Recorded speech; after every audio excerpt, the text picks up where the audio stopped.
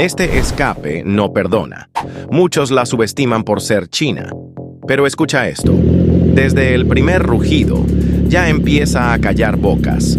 3 cilindros, 675 centímetros cúbicos. Un sonido agudo que recuerda a las Super Sport japonesas, pero con el sello único de CF Moto. ¿Tú qué opinas? ¿Está al nivel de las grandes?